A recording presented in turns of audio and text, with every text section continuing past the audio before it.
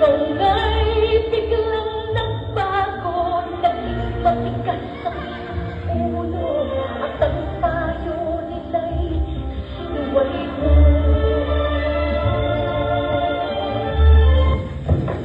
Bastos ka talaga, ano? Nay! Ano?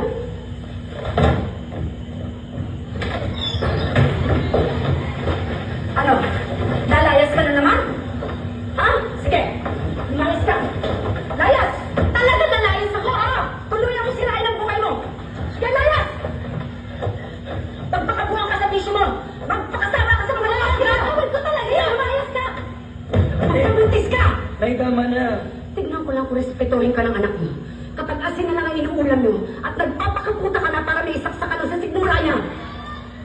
Alam mo, nagpapasalamat ako sa Diyos at hindi isinilang ng dalawang bata na galing sa isang babae na irresponsable at makasarili tulad mo. Kung magkakaanak man ako, sisiguraduhin kong magkasama kami sa hirap at ginawa. Hindi ko siya pagpapalit dahil lang sa pera. Alam ka mo? Ay, paano mukha mo? Wala ka walang nalawang dahil. Ikaw na sumira ng buhay mo. Ikaw na sumira ng buhay mo. Ang kapal na mukha mo. Ang kapal na mukha mo. Wala kang utang na loob. Ang kapal na mukha mo. Alam ka mo? Ay, paano mukha mo? Wala ka walang nalawang dahil.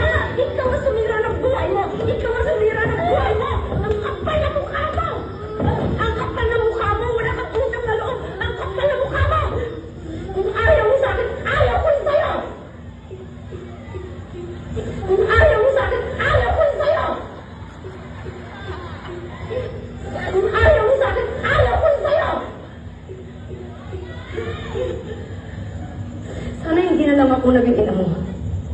Sana hindi rin kita naging anak. Sana hindi rin kita naging anak. Sana hindi rin kita naging anak. Sana hindi rin kita naging anak. Ngayon, kung iniisip mo hindi mo ko pinili bilang ina mo, sana maisip mo rin na hindi itong buhay na pinili ko para sa inyo mga anak ko. Kung iniisip mo na sana binalik kita sa tiyan ko, sana maisip mo rin na ilang beses kong ginusto na hindi na kayo pinanganak.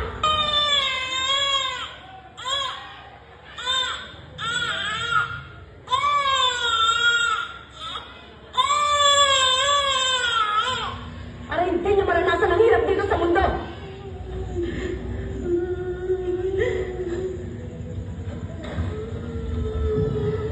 Pero nandito na ako.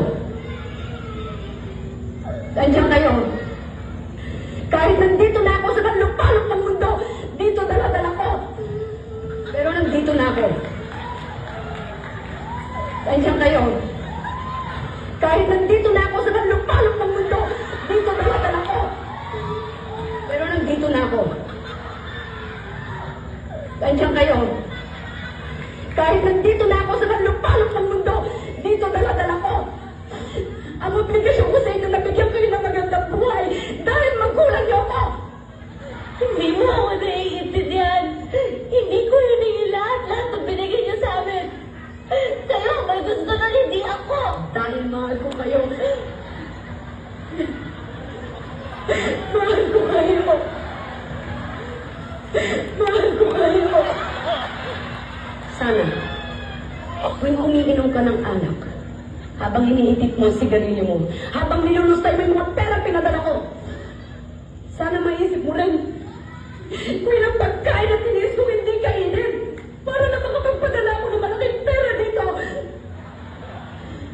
Sana, habang nakahiga ka dyan sa kutsyon mo, natutulog, maisip mo rin kung ilang taong kong tiniis ang matulog mag-isa, habang namumuli na ako sa yakap ng mga mahal ko.